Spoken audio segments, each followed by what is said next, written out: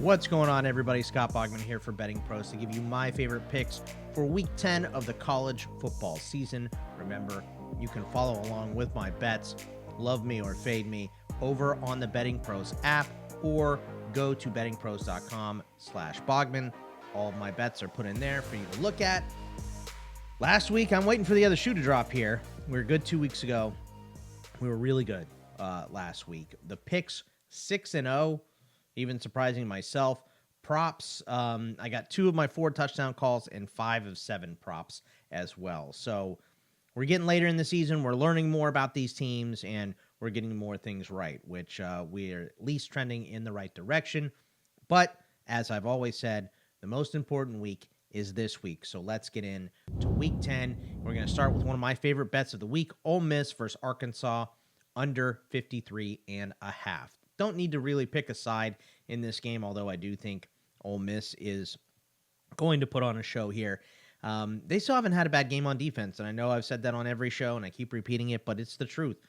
They've been great on defense. Even in that game against LSU, they only give up 29 points. That was in overtime.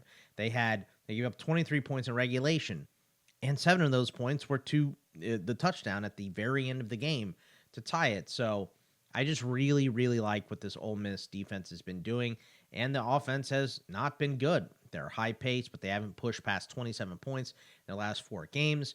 And only once against an FBS opponent, and that was Wake Forest, where they scored 40 points. So Arkansas, great offensive game last week, but they played Mississippi State. And against non-Mississippi State SEC schools, they're averaging 17.5 points and 356 total yards. They're going to be without their number 1 running back, Jayden Jackson. Trey Harris, the wide receiver for Ole Miss, remains questionable, did not play last week.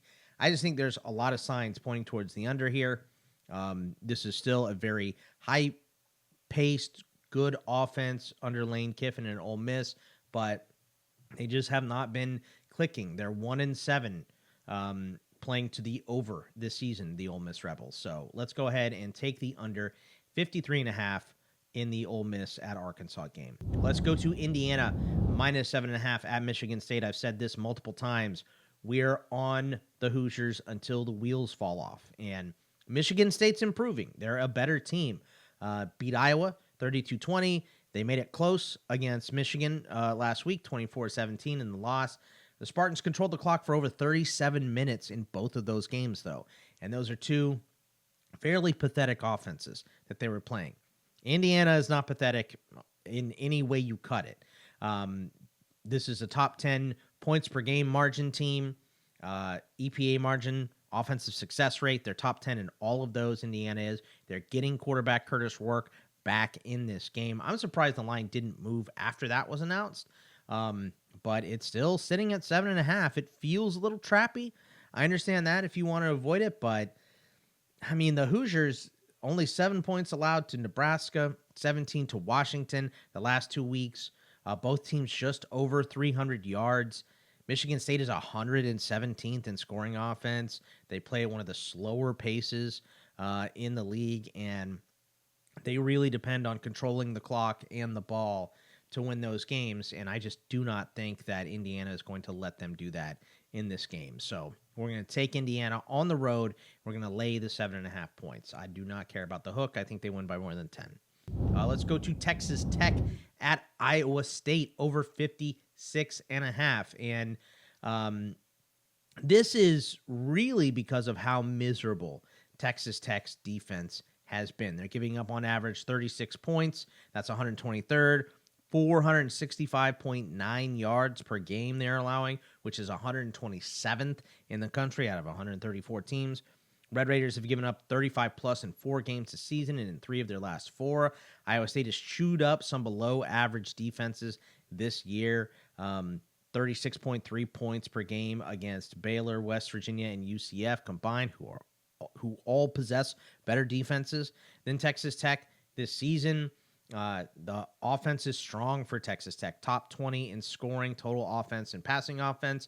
And Iowa State has made a name for themselves with pass coverage this year. But when we take a little deeper dive on who they played in terms of passing, UCF and Iowa both post 100th ranked in passing yards.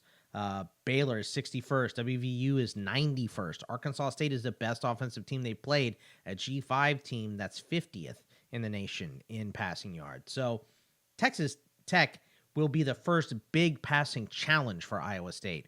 So I think Iowa State, again, does the heavy lifting here, gets us most of it, but I think Texas Tech scores enough to sail past this. There's a little bit of wind in this game, but I avoided the Baylor Texas Tech game because of wind earlier this year, and that one scored like 90-something points combined. So I'm not going to worry about the wind so much in this game. Let's go to Georgia. Look, I'm just taking the points and laying the dogs, right? Or taking the dogs and laying the points. I guess I said that backwards there, but UGA is only 2-5 against the spread this year. So they're dicey against the spread. I understand that. But, 4 of those 5 against the spread losses were when they were favored by more than 20. They're not here against Florida. And the other one was Bama, the game they lost. So Georgia got that offense rolling in the second half against Texas. They got against Bama, excuse me. They got the defense rolling against Texas and Austin. And I know we're coming off a good performance from Florida. I just don't think a true freshman quarterback in DJ Lagway going to the cocktail party in Jacksonville, which is going to be a Georgia home game. Florida has only played one good passing offense this year. That was Miami in week 1. They gave up 529 yards and 41 points. So I'm just going to take the dogs, lay the points. I just don't think Florida has it in them to compete. I do think Florida's moving in the right direction. I think they're a much better team. And I understand why people are taking them. They look good last time we saw them, but I just do not trust them against Georgia. I think Georgia, the monster, has been awakened here, and Georgia is on another worldly run right now, and I think they're about to crush Georgia to really kick it off here. We're going to go the over for Navy at Rice. It's 48. This is dipped points since I took it, and Navy is the only team in the country that's hit the over in every single game that they've played. Even last week when they got thumped by Notre Dame, that game still hit the over. They were undefeated going into that one and averaging 44 points, and this is a 48-point spread. Now, Rice has been decent on defense here, but their offense has been fairly pathetic. They just fired their head coach, Mike Bloomgren, because of that offense. 21.5 points per game is 109th, 329 yards per game, 113th. Rice is still playing strong on defense, as I mentioned, but their strength is against the pass, and we know Navy with the option offense runs at a 73.4% clip. Not good for them. 37 points is the most that Rice has given up all season, but that was to Army, who also runs this option offense. So Navy's going to do the heavy lifting here, but if we do get the dead cat bounce from the coach being fired here with Pete Alomar taking over as the interim for Rice, it's going to be on the offensive side because the defense has played well this year. So the offensive side would be the one to take the bump and get the bounce and add more points against Navy. So I think Navy does most of, if not all of this. So for me, I think Navy gets it done pretty much by themselves here, which is why I'm taking the over. But this is dipped. It may get even better if you wait till tomorrow morning to take it. So I love that one. And then we're going to go Nebraska -6.5 at home versus UCLA. UCLA actually did play really well. It finally broke out on offense, scored 35 points. Second win of the season only against Rutgers last week. And they won with some big plays, but unfortunately, Nebraska is tied for 7th in 20-plus yard plays allowed from scrimmage this season. So they're not really allowing those. UCLA is a bit of a hard team to gauge, right? Because they play the number one strength of schedule. They've had Indiana, LSU, Oregon, Penn State all on the schedule this season. That's brutal. But when we look at some of these games, they barely beat Hawaii. They just barely beat Rutgers, and they have offensive problems. That's been the issue. 17.4 points per game, 302.1 total yards. That's 125th in the country, 114th in offensive performance. Again, they played rough defenses, but I'm not buying the 1 week bump that we saw from UCLA last week. So Maybe they find something here, but still, this line is only 6.5. And we saw Nebraska have their down game, their bad game against Indiana. What'd they do last week? They almost beat Ohio State. So I think that Nebraska has found themselves a little bit here. They've righted the ship for sure. They're at home. I like the Huskers here, and I'm going to lay the points. And I haven't been on the Huskers too many times this year. I am taking them in that one.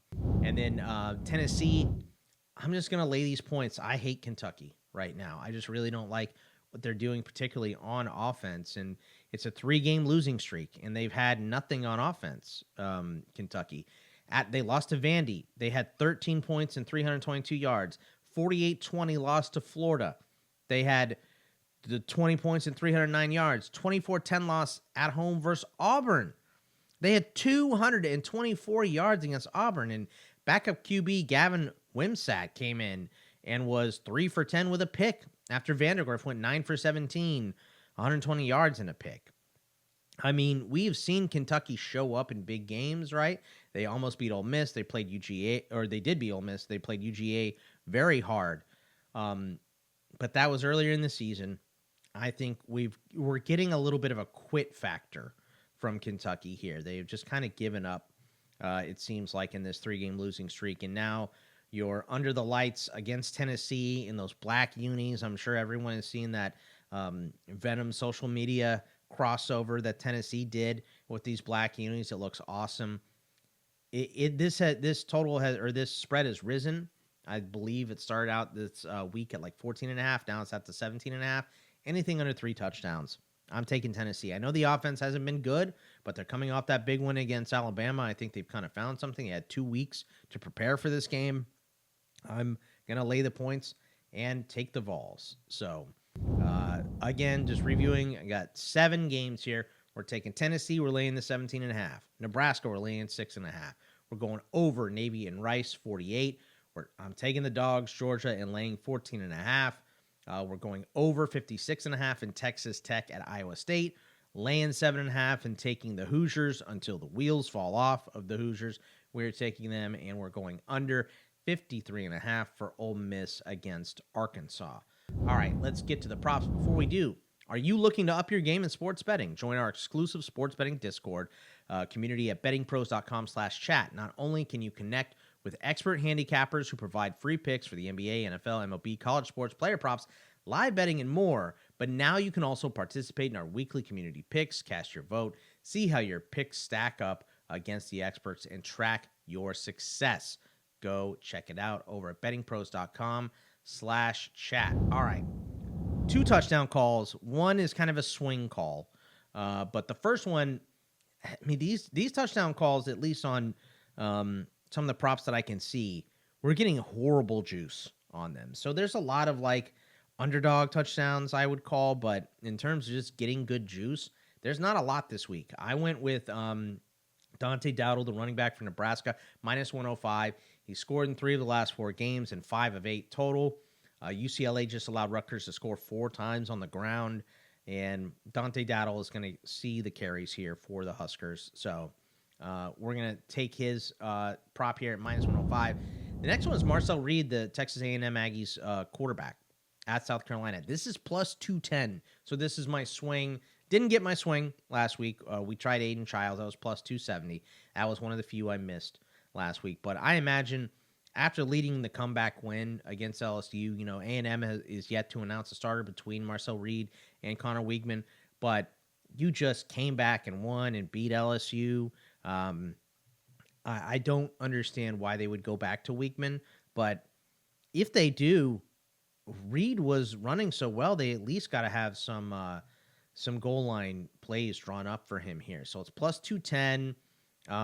He has SC is good against the run, but they've given up 10 rushing touchdowns. He had 3, Marcel Reed, last week. So +210 if you're doubling up. I'm going to take that swing.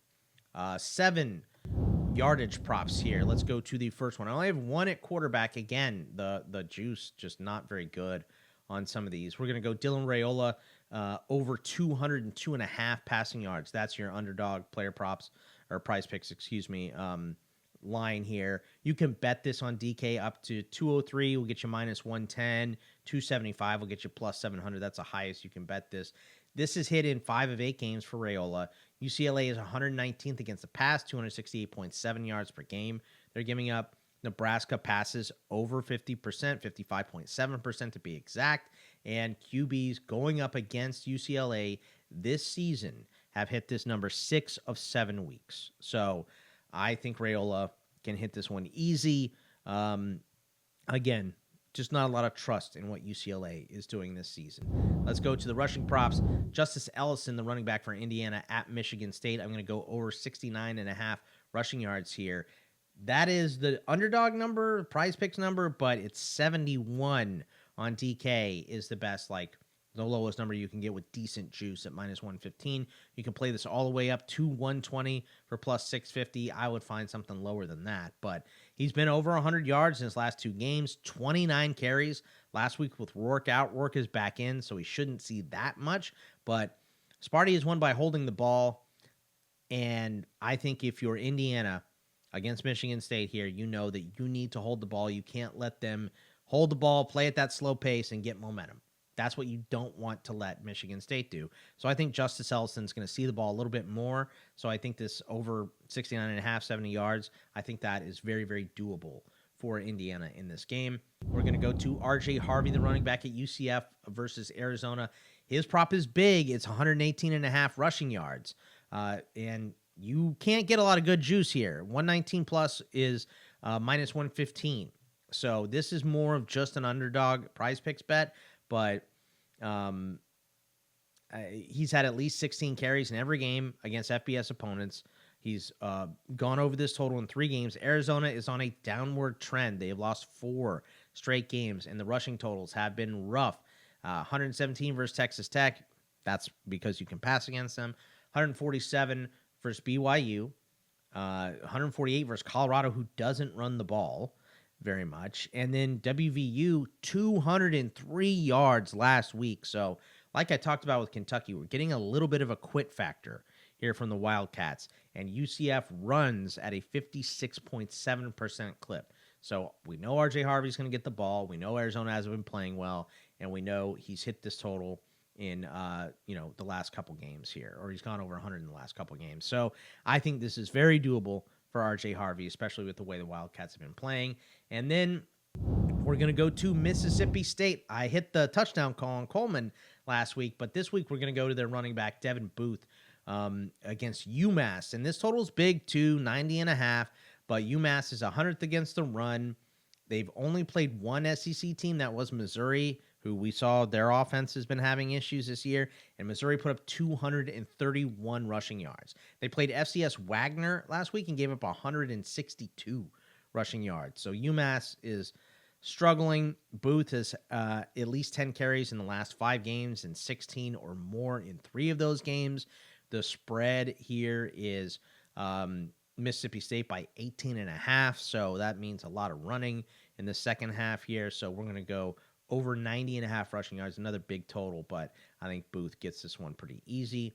3 receiving props for you. Jayden Higgins, a wide receiver for Iowa State versus Texas Tech. It's 82.5. I already told you guys about the miserable pass defense for Texas Tech in this game. Higgins leads Iowa State in receiving yards. He's passed this total in 2 of his last 3 games. And if this goes over and is back and forth, as I think it is going to be, Jayden Higgins can go over this total very, very quickly. We're going to take a big one here. Arizona, Tet McMillan, over 96.5 in that UCF game. You can play this up to 120 and get plus 205, but UCF 108th against the pass this season. Tet McMillan is getting peppered with targets, 14 last week. I think they're going to get smoked, so I think they're going to need points late. And this is still one of the best wide receivers in the country, even among the Arizona Wildcats issues that they've been having. He's 3rd in the country in receiving yards. What Arizona knows right now is that this is our best bet to win this game, is to throw the ball to McMillan. And I think he's going to get peppered with another 14, 15 targets and have a huge game. And the last one, we're going to go to Giles Jackson, the wide receiver for Washington versus UCF, over 50.5 because I like this low number. USC, 92nd against the pass this year. Coverage and pass rush grades on PFF are below average as well.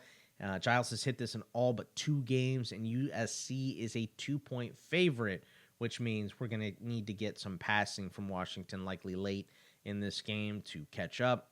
And Giles Jackson is him and Boston are both very good options here for Washington, but he had the lower total, and that's why I took him in this one. So reviewing the props again one more time, Giles Jackson over 50.5 rushing yards against USC. Tet McMillan over 96.5 against Arizona. Jayden Higgins over 82.5 receiving yards against Texas Tech. Davon Booth, Mississippi State running back, over 90.5 against UMass. RJ Harvey over 118.5 rushing yards for UCF against Arizona. Justice Ellison over 69.5 rushing yards against Michigan State. And then Dylan Raiola, Nebraska quarterback, over 202.5 passing yards against UCLA. That is everything I got for you guys this week. Good luck. I hope we don't get humbled. I hope we're keeping this train rolling downhill here. So good luck, everybody, and I will see you next week.